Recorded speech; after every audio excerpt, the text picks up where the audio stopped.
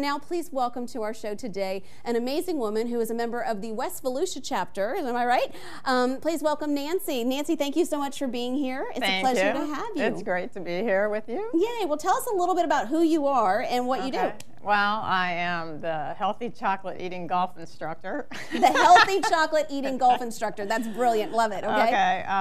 I played the LPGA Tour for 15 years. Wow. Prior to getting married, having a family, and then flipped on the other side of playing to teaching. And I also teach, Stetson has these Road Scholar programs where people come in from all over the country to take lessons from us, and it's been so much fun. Well, I asked you to be here today, and I think that's amazing that you've done this, and I'm excited to learn and to take lessons with you myself, which is cool.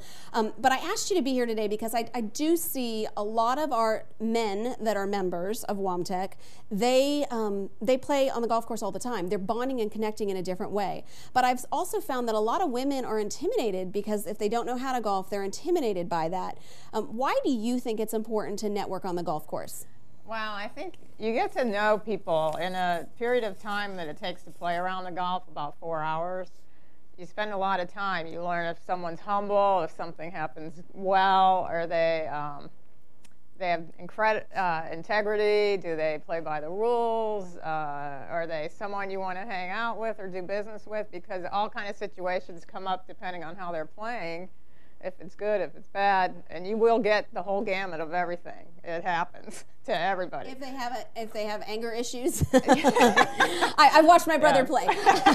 Sorry, Tom, it's true. Yeah. But you do learn a lot about someone's personality and the way they react and how competitive they are. Right. You know, I love the integrity. You know, do they take a lot of mulligans? What do they do? Now, what do you recommend for somebody that maybe a woman who's never been on the golf course may like the idea of possibly toying with it? How do you recommend they get started? Okay, for women, and I know one of the reasons I really like teaching, and in DeLand took a lot of years to be able to teach at a local course in DeLand, because one, women want to take lessons from a woman. There's just some ways I can talk to you that a man's not going to be able to do it. So, and I have to tell you, you don't have to be ultra coordinated, ultra athletic to play golf. You really don't. And you want me to show you something real quick? Absolutely. Okay. That would be awesome. Okay, so I work off of what we call GAS, grip, aim, setup. Okay, you need gas in your car to go. You need golf gas to play golf. And what it is just letting your body and the club work naturally how they're made. So having the proper grip is very important because that's the beginning of everything else that happens. Okay, having the proper setup and having a stance. And when I hit the ball, can't swing in here, it is not a lot of effort and the ball goes. How far is good? If it goes, how far is good? Like for a driver, a driver 200 plus. I used to hit it farther, but we're getting older, so, you know. But so people find out really, unfortunately, adults, they think too much about their golf swing. Instead of, if you handed a club to a kid and say, swing this, they'll swing it. You don't have to tell them a thing. Adults want to, how do I do this? What do I do? What do I do? You know, and so I just try and make it as natural and easy as it can be. And with really less effort, you get maximum efficiency. So come and see me. We'll have fun, and you'll probably get a piece of chocolate. Well, let's talk about that a little bit. Okay. Okay, wait, first let's go back. The GAS. Tell me again. Grip? Yes, grip, aim, setup. Grip, aim, and setup. Okay, so you want to remember that if you don't know anything about golf, you need to learn at least how to do your grip, your aim, and your setup, which is important. And if that's decent, let me tell you, golf is a game of misses. Your misses will be better, I promise, if you have good gas. That's awesome. That is awesome. You know, speaking of gas, I think it's important to say that you do sell also the healthy chocolate. And, I do. And because you are a little bit older, you have amazing energy. I think that's awesome. I see you go, go, go, go, go with everything you do. What do you attribute that to? Well, I've decided not to get older.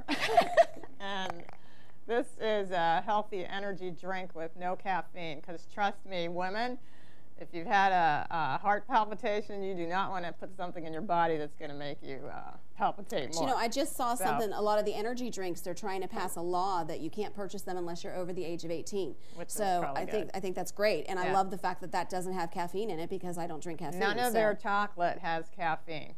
And I can tie into Krista just for a moment because my husband and I just got tested, blood tests and stuff for an insurance policy.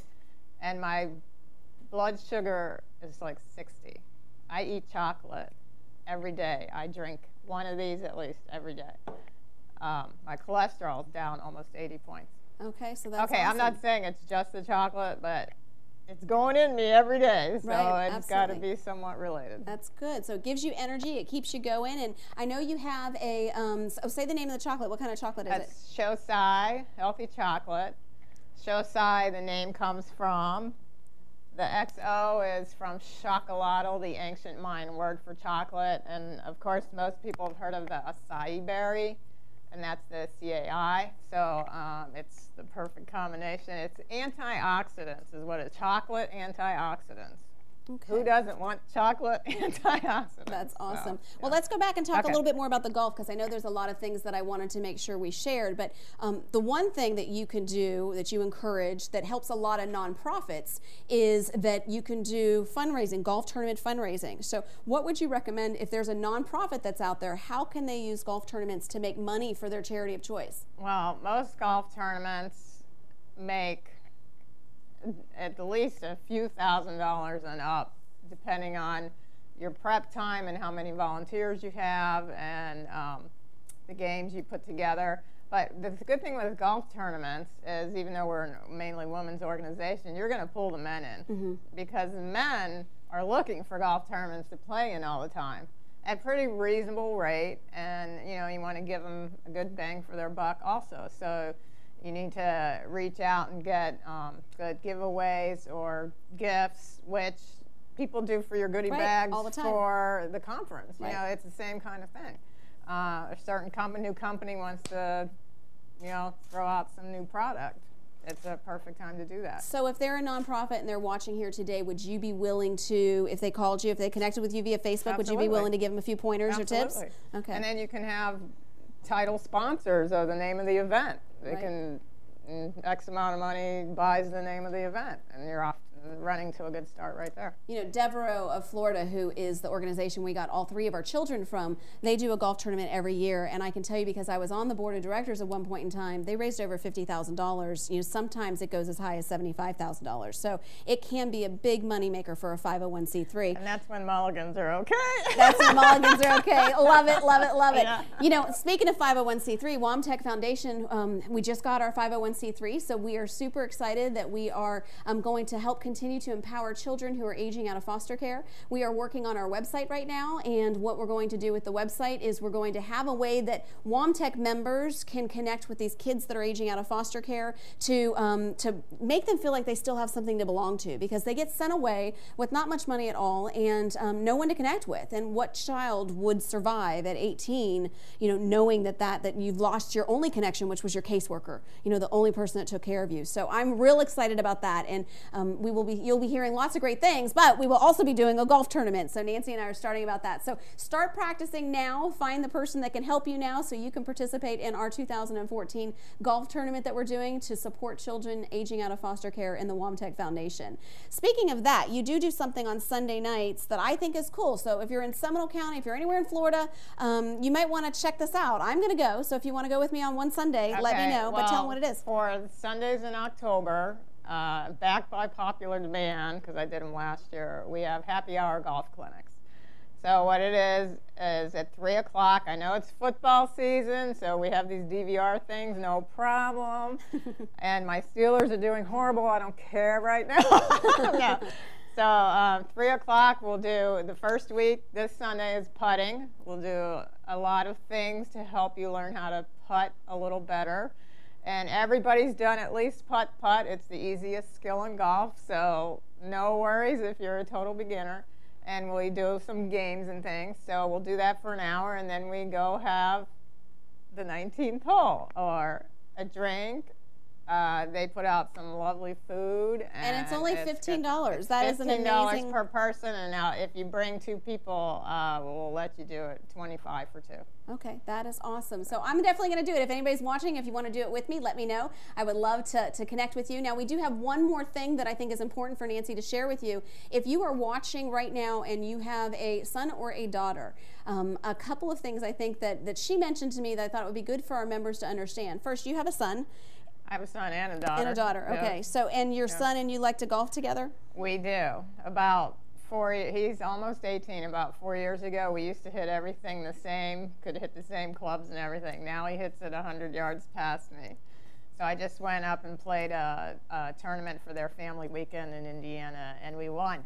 Yay, that's awesome. That's awesome. But fun, what I liked about that is it really teaches you a different way to bond with your child, a different way to connect if you have something like that in common. But you also mentioned something that was important about getting your daughters into golf and why it's important and how it could create scholarship opportunities because there's a demand for that. So talk to us about that. And we have, and I did run this summer, LPGA has LPGA Girls Golf, and we ran a LPGA Girls Day at the beach at our golf course.